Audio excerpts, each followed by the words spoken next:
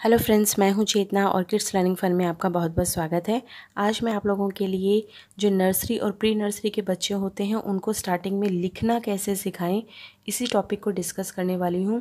ये टॉपिक बहुत ही ज़्यादा इम्पॉर्टेंट होता है बिकॉज़ जब बच्चे को स्टार्टिंग में लिखना नहीं आता है तो पेरेंट्स जो हैं वो कई बार बहुत ही ज़्यादा परेशान हो जाते हैं कि बच्चों को हम किस तरीके से सिखाएं। तो आज इसी टॉपिक के ऊपर मैं बात करने वाली हूँ और ये टॉपिक जो है वो बहुत ही ज़्यादा इम्पॉर्टेंट है छोटे बच्चों के लिए बिकॉज़ उनके लिए भी ये सब चीज़ें नई होती हैं सीखने के लिए। और इसको हमें किस तरीके से देखना है तो ये आज हम इस वीडियो में जानेंगे। तो सबसे पहले जब आप बच्चों को लिखना सिखा रहे हैं तो बच्चे की जो पेंसिल ग्रिप है उस पर उसकी पकड़ होनी बहुत ज़्यादा ज़रूरी है। तो उसके लिए मैंने एक वीडियो डाला हुआ है, उसको मैं डिस्क्रिप्शन में डाल दूँगी। आप वहाँ से जाके उसके लिंक पे क्लिक करके उस वीडियो को चेक कर सकते हैं कि बच्चे की जो पेंसिल ग्रिप है उसको आप कैसे इम्प्रूव करें। तो सबसे पहले हम देखेंगे कि बच्चे को हमें सीधा पेंसिल नहीं पकड़ाना है, क्योंकि अगर आप बच्चे को पेंसिल देके सीधा उसको लिखने के लिए कहेंगे ना तो बच्चा बिल्कुल भी नहीं लिख पाएगा और वो चिढ़ जाएगा। उसके बाद आप उसको कितनी भी कोशिश करेंगे तो वो नहीं लिखेगा। तो सबसे ज़्यादा इम्पॉर्टेंट है कि बच्चे का जो कंसंट्रेशन है स्टडीज़ को लेकर के उसको कैसे आपको अपनी तरफ करना है कि वो लिख ले।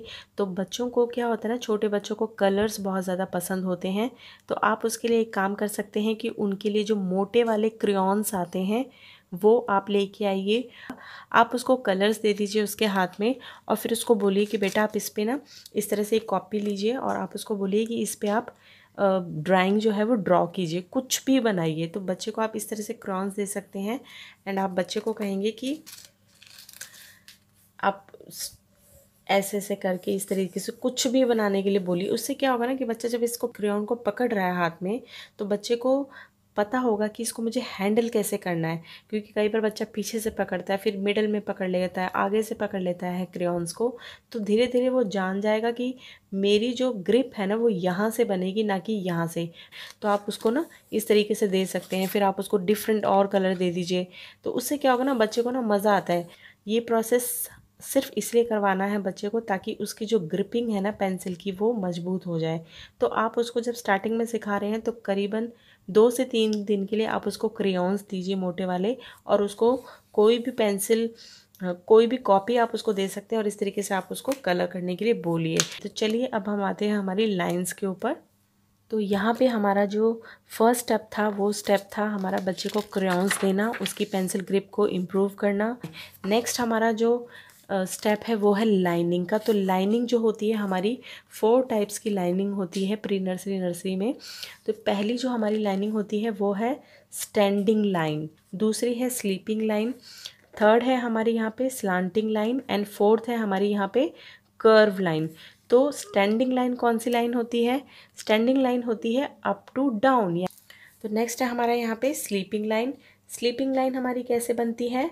ऐसे लेटी हुई। आप बच्चे को बता सकते हैं कि जब आप सोने वाले मूड में होते हैं ना, जब बच्चा सो रहा होता है या लेटा होता है तो उसे स्लीपिंग, यानी कि आप स्लीपिंग मोड में हो, लेटे हुए मूड में हो। तो ये लेफ़्ट टू राइट की तरफ जाती है, that is called sleeping line. Third हमारी आ जाती है स्लांटिंग लाइन। स्लांटिंग लाइन कैसी होती है? टेढ़ी लाइन होती है। बच्चे क्या होते हैं ना, कई बार हेलीकॉप्टर चलाते हैं तो वो कभी लेफ़्ट होते हैं कभी राइट में होते हैं, या फिर रोप जो होती है जो स्लांटिंग लाइन की शेप में होती है हिल एरियाज़ में, जैसे रोपिंग करने के लिए जाते हैं तो वो आप बच्चे को पिक्चर में दिखा करके बता सकते हैं। फोर्थ लाइन आ जाती है हमारी यहाँ पे कर्व लाइन। तो कर्व लाइन का मतलब होता है इस तरीके से, यानी कि सी बनाया। आप बच्चे को सिंपली इस तरीके से बता सकते हैं कि जैसे सर्कल लेफ़्ट साइड से और फिर दूसरी साइड से भी सर्कल, इसको बंद कर दिया। आप उसको कर्व बताने के लिए बताएंगे तो आप उसको half circle and half circle इस तरीके से बता सकते हैं। तो फर्स्ट है हमारी standing line, sleeping line, slanting line and curve line. तो आज मैं आप लोगों के साथ जो शेयर करने वाली हूँ वो चारों लाइनों का मतलब समझाने वाली हूँ। तो यहाँ पे जो सेकंड स्टेप है उसमें हम बात करेंगे ट्रेसिंग के बारे में। ट्रेसिंग का मतलब होता है कि कुछ डॉट्स यहाँ पे हमने बनाए हुए हैं, जैसा कि आप देख रहे हैं। ये हमारे चारों मोड्स में है, यानी कि standing lines, sleeping line, slanting line and curve. तो यहाँ पे हमने जो डॉट्स बनाए हैं आपको बच्चे को उसके ऊपर डॉट्स के ऊपर लाइन ड्रॉ करवानी है।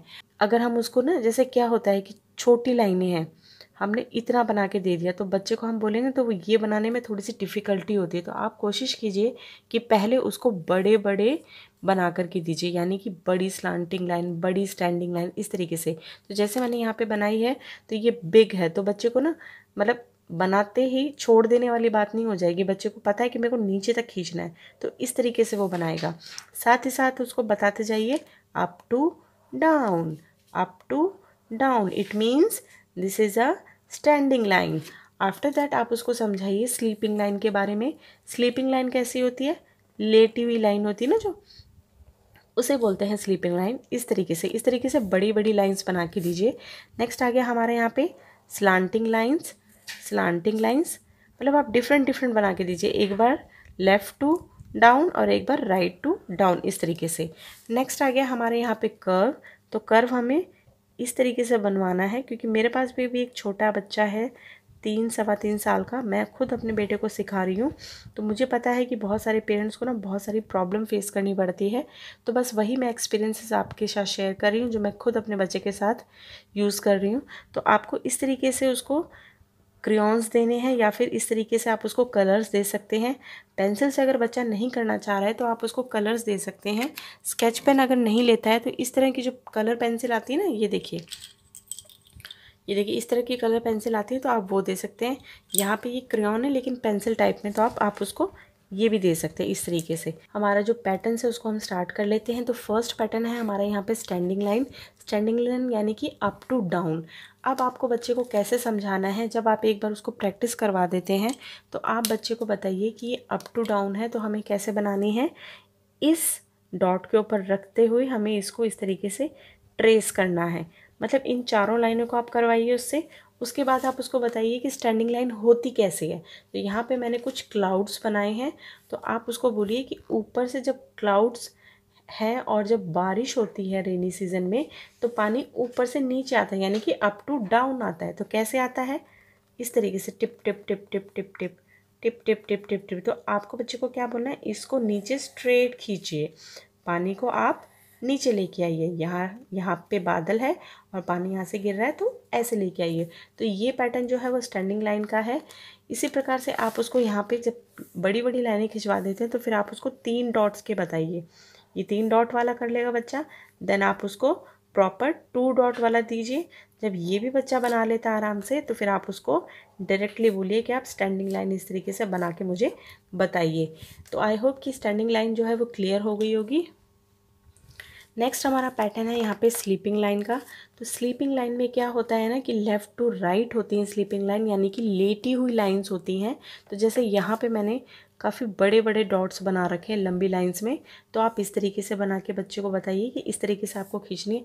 पहले ना बच्चा कई बार क्या करता है ना, ऐसे टेढ़ी मेढ़ी बनाता है, कोई प्रॉब्लम नहीं है, आप उसको उस टाइम डांटिए मत, बट उसकी प्रैक्टिस करवाइए कि उसको रिदम उसकी बन जाए, पेंसिल की ग्रिप उसकी बन जाए, ताकि वो लंबी लाइनें खींच सके। जब एक बार बच्चा ये पैटर्न कर लेता है तो फिर आप उसको थोड़ी कम लाइंस दीजिए। जैसे यहाँ पे जो है, यहाँ पे मैंने 3 डॉट बना दिए, तो इनको मिलाएगा फिर बच्चा इस तरीके से।